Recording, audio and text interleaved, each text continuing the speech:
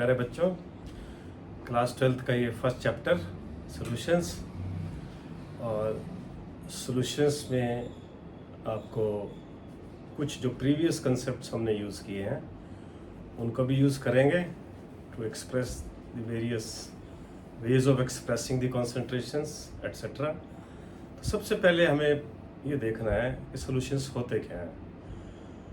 Solutions, as you know, they are a type of mixtures. What type of mixtures? Usually you must have heard the names like heterogeneous, homogeneous. So solutions are homogeneous mixtures. So what we can say is that they are the homogeneous mixtures.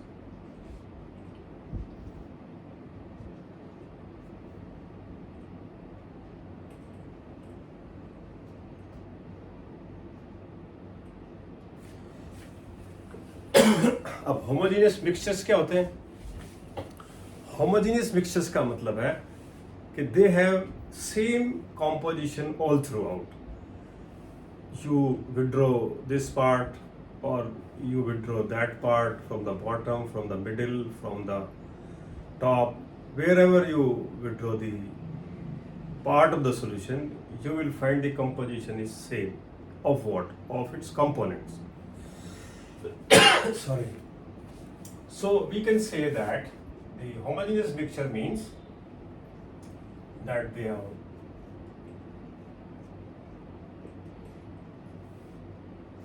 composition is same.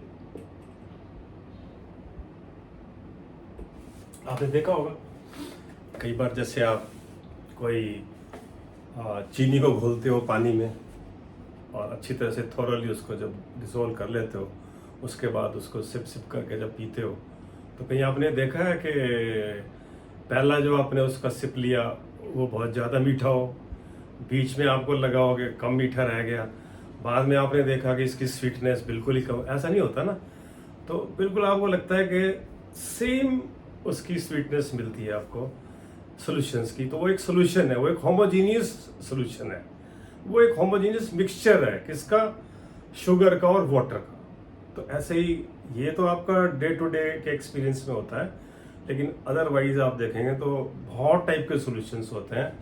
तो हम यहाँ पे देखते हैं कि यहाँ पे basically हमें दो कंपोनेंट्स के ही सॉल्यूशंस पढ़ने, जिनको कहते हैं बाइनरी सॉल्यूशंस। क्या बोलते हैं? Binary solutions. बाई माने two, they contains only two components. Components का मतलब दो पार्टिकल्स, दो टाइप के पार्टिकल्स। दो पार्टिकल्स नहीं, एक ही चीज के दो पार्टिकल, दो टाइप के, अलग अलग टाइप के पार्टिकल्स। और इनको हम क्या बोल सकते हैं? एक कंपोनेंट को बोल सकते हैं सोल्यूट, और दूसरे टाइप के कंपोनेंट को क्या बोल सकते हैं? सॉल्वेंट। उनको डिस्टिंग्विश करने के लिए अब जनरली क्या सोल्यूट और सॉल्वेंट में भी कोई अंतर है? क्या इनमें भी कोई डिफरेंस है? तो नेचुरली होगा ही, जब अलग अलग नाम रखे गए हैं। तो solute is one which is taken in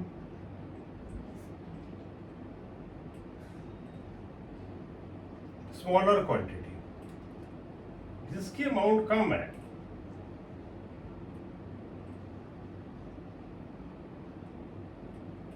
वो होता है हमारा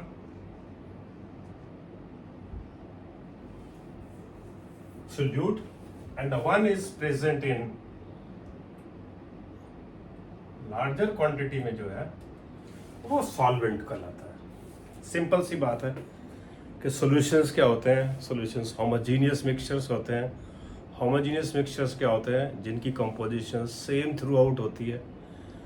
और हमने पढ़ने हैं यहाँ पे बाइनरी सॉल्यूशंस, क्योंकि सॉल्यूशंस तो ऐसे हो सकते हैं जिनमें 2, 3, 4, 10 कितने भी कंपोनेंट्स हो सकते हैं, लेकिन हमारे सिलेबस में कैटेगरिकल लिखा है बाइनरी सॉल्यूशंस। मतलब दो कंपोनेंट, एक सोल्यूट, एक सॉल्वेंट। और यदि बराबर बराबर अमाउंट में भी होंगे तो भी वो दो कंपोनेंट ही होंगे, और एक को हम सोल्यूट और एक दूसरे को सॉल्वेंट फिर भी कहते हैं। कन्वीनियंटली हम कहते हैं, अपनी कन्वीनियंस के लिए कहते हैं कि एक सॉल्यूट है दूसरा सॉल्व। अब हम देखते हैं कि ऑन द बेसिस ऑफ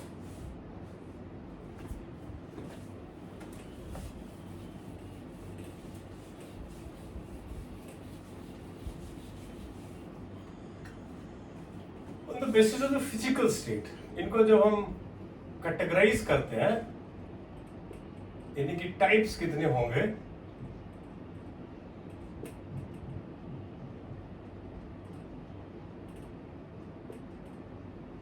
वो सोल्यूट सॉल्वेंट पार्टिकल्स के फिजिकल स्टेट के टाइप के ऊपर उसको कैटेगराइज कर सकते हैं, डिवाइड कर सकते हैं। जैसे हम यदि सोल्यूट ले लें गैस और उसमें सॉल्वेंट भी अपना गैस ही रखें, थोड़ी देर के लिए हम जिसमें डिसॉल्व कर रहे हैं उसको सॉल्वेंट मान लें। जिस कंपोनेंट में हम डिसॉल्व करते हैं उसको हम सॉल्वेंट मान लेते हैं और वो होता भी सॉल्वेंट ही है, तो उसको हम गैस लेके चलते हैं फिजिकल स्टेट में। तो उसके अंदर हम क्या डाल सकते हैं, सोल्यूट गैस भी डाल सकते हैं। क्या हम डाल सकते हैं? Yes, we have come across. तो जैसे आप देख लीजिए ऑक्सीजन गैस और उसके साथ में नाइट्रोजन गैस का जो मिक्सचर है ये बड़े आसानी से बन जाता है। नॉन रिएक्टिव है नाइट्रोजन, ये फॉर्म से दिस टाइप। या यहाँ पे हम कोई लिक्विड ले लें और अपना जो गैस एज ए सॉल्वेंट ही रखें, तब भी एक मिक्सचर बनता है। जैसे हम क्लोरोफॉर्म, वो उसके साथ में नाइट्रोजन गैस के साथ सॉल्यूशन बनाता है। या किसी सॉलिड को हम इसके अंदर ऐड कर दें, solid is taken in small quantity, इसका ऑपोजिट भी हो सकता है, तो वो बात की बात है। सॉलिड अभी smaller, solute smaller quantity, gas is in larger quantity. तो इसमें क्या होगा, हमारा कैम्फर जैसा जो सब्सटेंस होता है वो एक सॉलिड के फॉर्म में नाइट्रोजन के साथ इस टाइप का एक सॉल्यूशन बनाता है। Now let us take liquid. ये तो हमारे फिक्स ही थे, solute gas, then we have liquid, क्योंकि फिजिकल स्टेट चेंज होती रहेगी और सॉल्वेंट हमने कांस्टेंट कर दिया है, और सॉलिड।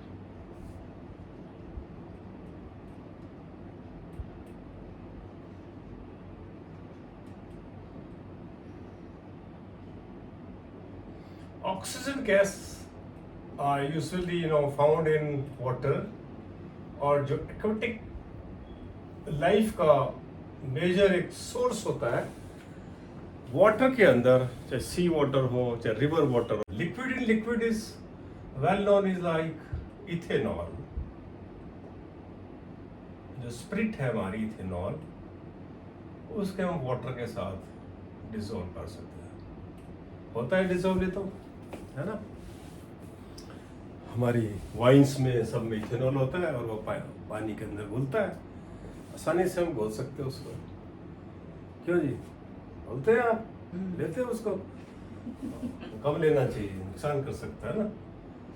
और ठीक इसी प्रकार हमारा सॉलिड और लिक्विड में, तो वो तो आप क्या कर सकते हो, कोई ग्लूकोज जैसा पदार्थ आप ले सकते हो, सोल्यूट ले सकते हो वाटर के अंदर। और यदि हम सॉल्वेंट अपने सॉलिड रखें और वहां पे सोल्यूट को चेंज कर दें गैस, तो जैसे हाइड्रोजन गैस का एक मिक्सचर बनता है पैलेडियम मेटल के साथ में, और भी इस तरीके के बहुत सारे मिक्सचर्स आपको देखने को मिलेंगे।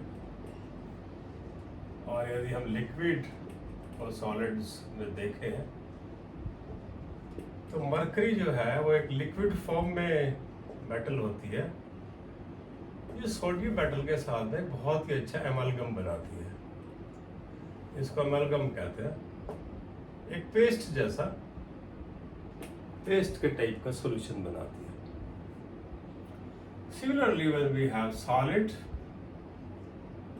इन सॉलिड तो इसके बारे में तो आप आगे भी पढ़ेंगे और पहले भी पढ़ते ही आए हैं कि कॉपर मेटल प्लस गोल्ड की मेटल के जो एलॉयज होते हैं हमारे, आपने देखा होगा कि वो 22 कैरेट का गोल्ड है, प्योर गोल्ड 24 कैरेट का होता है, 18 कैरेट का गोल्ड होता है। तो उसमें बाकी जो पार्ट्स होते हैं वो किसके होते हैं? कॉपर के होते हैं, है ना। तो ये एक दूसरे को रिप्लेस कर सकते हैं, उनकी एटॉमिक साइज ऐसी होती है कि वो उनको रिप्लेस कर सकते हैं आपस में। तो मिक्सचर बनाएंगे जो चीज़ एक दूसरे के अंदर फिट हो जाएगी। लाइक डिजोल्व्स लाइक, एक फार्मूला होता है, वैसे एक जनरल फार्मूला होता है कभी भी कोई सॉल्यूशन बनाने का, क्या? लाइक dissolves like, ये हमेशा आप देखेंगे दो चीजें जो कहीं कोई नेचर उनकी मैच होती होगी तभी वो सॉल्यूशन बना। लोगों का भी होता है। तो जो दो फ्रेंड्स आपके बनते हैं यहाँ पे, वो वही वाले बनते हैं जो जिनका नेचर काफी एक दूसरे से मिलता है, मिलता जुलता है नेचुरली। कुछ तो आदतें मिलती होंगी, किसी की चाय पीने की आदत मिलती होगी कि दोनों, किसी का कुछ और पीने की आदत मिलती होगी, तो किसी की पढ़ने की बहुत आदतें मिलती होंगी, किसी की कम पढ़ने की आदतें मिलती होंगी, ऐसे ज़्यादा मिलते हैं आजकल। तो ये हमने टाइप्स ऑफ सॉल्यूशंस और उनके एग्जांपल्स देखे। अब हम देखते हैं कि इनकी जो कंपोजिशन होती है, इसको एक्सप्रेस करने के लिए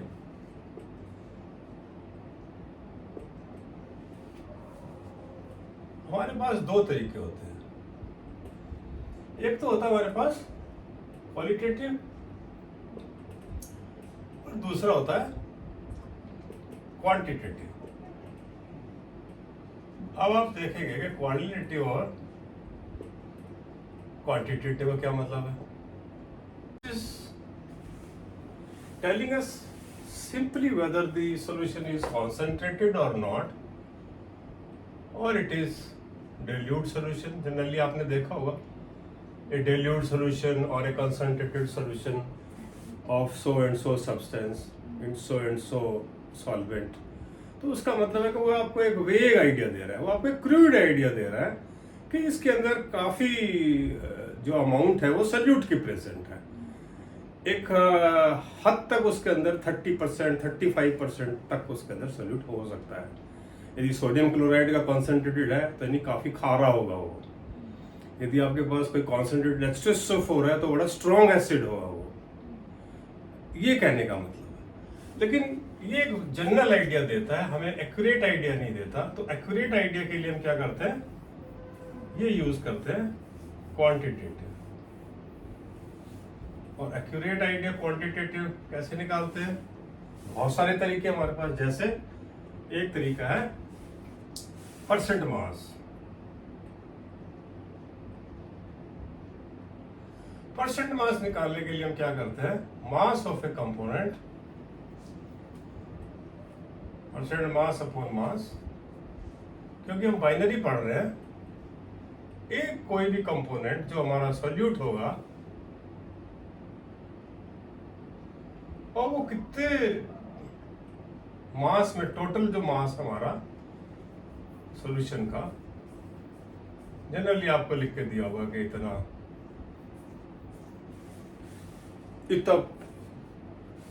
percent of a solution of this substance is given to you, find out the percent mass of this and that. तो वो सारा निकालना होता है। ठीक परसेंट वॉल्यूम कैसे निकालते हैं, उसमें वॉल्यूम का होता है यूज।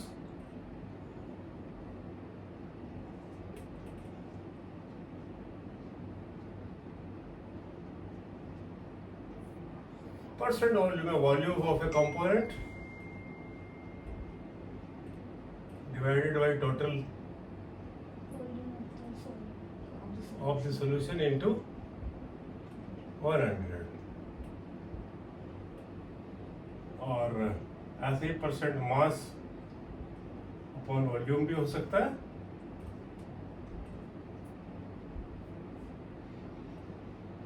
उसके अंदर हमारा mass of A component divided by volume of the solution ले लेते हैं इनटू 100। और इन सबके अपने मेरिट्स होते हैं, डीमेरिट्स भी ऑफ कोर्स होते ही है, लेकिन किसका मेरिट होता है उसको हम यूज करते हैं। जैसे हम यहाँ परसेंट वॉल्यूम ओपन वॉल्यूम में इसके अंदर यूज करेंगे। जैसे एक सोल्यूशन हम बनाते हैं, एंटी फ्रीज का बनाते हैं। एंटी फ्रीज में हम क्या लेते हैं, इथाइलिन ग्लाइकोल एक हमारा लिक्विड होता है, C2H4O2, और उसका वाटर के अंदर जब सॉल्यूशन बनता है तो वो वाटर की फ्रीजिंग पॉइंट टेम्परेचर को डिक्रीज कर देता है, बिलो जीरो कर देता है, और -15 तक उसको डिक्रीज कर देता है। तो जो एक्सट्रीमली कोल्ड क्लाइमेट्स के अंदर हम इसको गाड़ी के इंजन के अंदर, ताकि वो सीज ना हो जाए, वहाँ पे यूज़ कर लेते हैं। ठीक इसी प्रकार इसको हम क्या करते हैं, फार्मा कंपनीज के अंदर यूज़ होता है। फार्मा कंपनीज कैसे यूज़ करती है इसको, फार्मा कंपनीज के अंदर मेडिसिन बनाने के काम होता है कि हमें किसी भी दवाई का जो फॉर्मुलेशन होता है उसकी टेबलेट बनाने के लिए इतना मास एक सब्सटेंस का इतने volume of a particular liquid में डिसॉल्व करना है, और नेचुरली वो उस टाइप का ऑर्गेनिक कंपाउंड लेते हैं और उससे हम उसका एक सॉलिड पेस्ट टाइप बना लेते हैं। Then after drying it we gets a tablet, या बहुत सारी फार्मास्यूटिकल सॉल्यूशंस बना लेते हैं। दो चीज़ों को डिसॉल्व करते हैं, एक सॉलिड होता है, लिक्विड होता है, उसका सॉल्यूशंस बना दिए। उन सॉल्यूशंस को फिर हम बाद में यूज़ करते हैं, चाहे टेबलेट बनाने में, चाहे सॉल्यूशंस बनाने में, व्हाटएवर। ठीक इसी प्रकार बहुत डिल्यूट जो सॉल्यूशंस होते हैं हमारे पास, एक्सट्रीमली डिल्यूट सॉल्यूशंस के लिए फिर हमारे पास दूसरे तरीके भी हैं, EPM, पार्ट्स पर मिलियन में हम क्या करते हैं, पार्ट्स ऑफ ए कंपोनेंट्स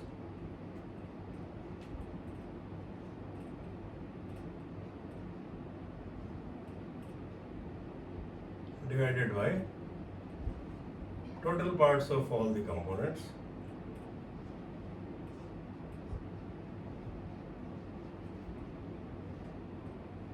अब हम तो दो ही कंपोनेंट की बात कर रहे हैं, तो बहुत कंपोनेंट लेके चलेंगे अपने, और यहाँ पे हम 10 की पावर 6, क्योंकि मिलियंस होता है पार्ट्स पर मिलियन, ऐसे कर सकते हैं। और इसको हम दोनों परसेंट मास और परसेंट वॉल्यूम दोनों में ही यूज कर सकते हैं, मास बाई मास भी कर सकते हैं, मास बाई वॉल्यूम भी कर सकते हैं, और इवन वॉल्यूम बाई वॉल्यूम भी कर सकते हैं। सेम जो परसेंट मास में कर सकते हैं, पर वहाँ पर 100 से मल्टीप्लाई करना है, यहाँ पे 10 पर 6 से करना है, परसेंट एंड पर मिलियन सेम थी।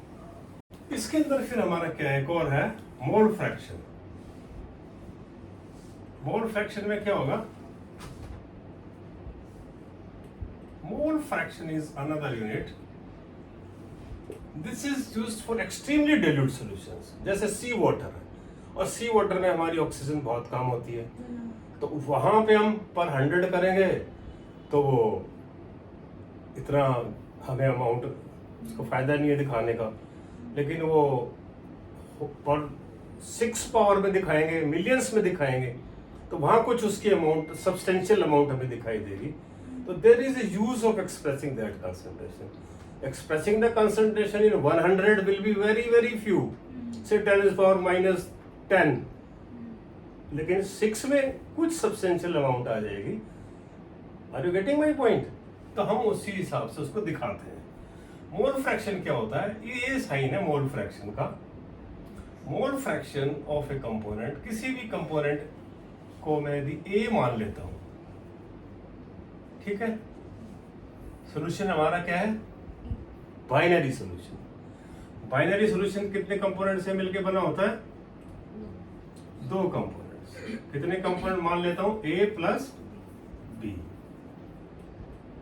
अब मैं हमेशा इसको इसी फॉर्म में लिखूंगा जब तक आपको सॉल्यूशन पढ़ा होगा। तो वहां पर क्या हो जाएगा, मोल फ्रैक्शन ऑफ A निकालना है तो कैसे निकलेगा, clear, that would be number of moles of A divided by number of moles of A plus number of moles of B। अब आप बोलोगे सर ये नंबर ऑफ मोल्स कहाँ से आ गया, तो number of moles of A is equals to weight in grams of A वो दिया होगा कि इतने grams of A component A is present in so and so, तो यहाँ पर उसका मोलर मास आप फार्मूले से निकाल लेंगे और यही उसका जो एन बी होगा वो भी किससे निकल जाएगा, W B upon M B. तो ये यहाँ पुट कर देना और ये निकाल लेना। अब क्या होता है, mole fraction of two component is always 1। Mole fraction है ना, fraction is always equals to 1 total quantity. तो हम कह सकते हैं कि mole fraction of A plus B कितना आएगा, बोलिए 1। तो यदि एक का मोल फ्रैक्शन निकाल लिया मैंने तो वो क्या हो जाएगा, से x हो गया, मोल फ्रैक्शन ऑफ b क्या हो जाएगा, 1 minus x. Is that clear? बार बार निकालने की आपको जरूरत नहीं है, ऐसे आप परसेंटेज में भी कर सकते हो। अब हम करते हैं मोलैरिटी। What is molarity? ये भी आपने 11th स्टैंडर्ड में जब पहला चैप्टर पढ़ा था तो, लेकिन अब तक आप भूल चुके होंगे। Molarity is m, this is the symbol, number of moles of a component divided by total volume in liters। Volume of किसका, सॉल्यूशन, पर लीटर, ये होती है मोलैरिटी। और नंबर ऑफ मोल्स कैसे निकालेंगे किसी के भी, W अपॉन एम, molar mass. What is molarity? Molarity is your small m, which is the number of moles of a component, and that is per kilogram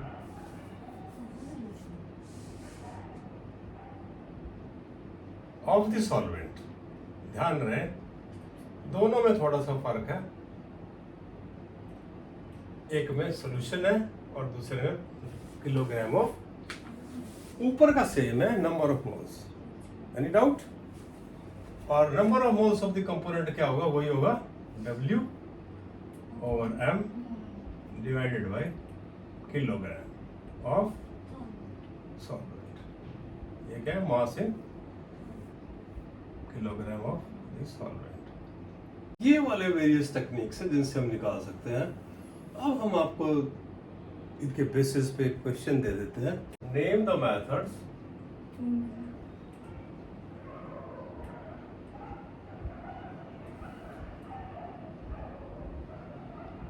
of expressing concentration। क्या करना है,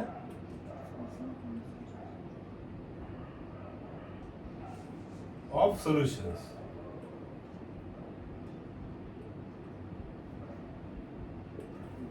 which are independent of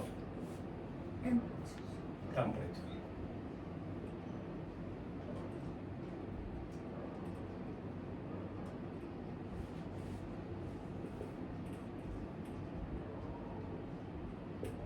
add बॉय, उसका reason भी देना है, यानी बस आपने ऐसे तुक्के लगा दिए, अप्रॉक्सीमेटली कुछ भी लिख दिया। ओके बच्चों, हमने सॉल्यूशंस का इंट्रोडक्टरी पार्ट पढ़ाया, टाइप्स ऑफ सॉल्यूशंस बताए, आपको सॉल्यूशंस की डेफिनेशन बताई, बाइनरी सॉल्यूशंस पढ़ रहे हैं आपको ये बताया। उसके बाद एक्सप्रेसिंग ऑफ देयर कॉन्सेंट्रेशन के डिफरेंट टेक्निक्स बताई, कोई टेक्निक्स को क्यों यूज़ किया जाता है, मेरिट्स होती हैं, डीमेरिट्स होती हैं हर मेथड की। कब ये नहीं है कि हमेशा ही हम एक मेथड को यूज़ कर सकते हैं, कई बार हम एक मेथड को प्रेफर करते हैं दूसरे मेथड के ऊपर, क्योंकि वहाँ पे उसका हमें लाभ होता है, हमें फ़ायदा होता है। तो आपको वो चूज़ करना है कि यहाँ पर हमें एक्सप्रेस करने के लिए ये वाला तरीका अपनाना चाहिए। तो इसीलिए इतने सारे मेथड्स बताए गए हैं, और हर बारी आपको कोई ना कोई टेक्निक आप देखेंगे, अलग अलग क्वेश्चंस में अलग अलग टेक्निक्स मिलेंगी। नेक्स्ट क्लास में हम इन टेक्निक्स के ऊपर, इन फार्मूलाज के ऊपर बेस्ड कुछ प्रॉब्लम्स करेंगे। Till then, good bye. So keep on studying solutions. See you in the next class.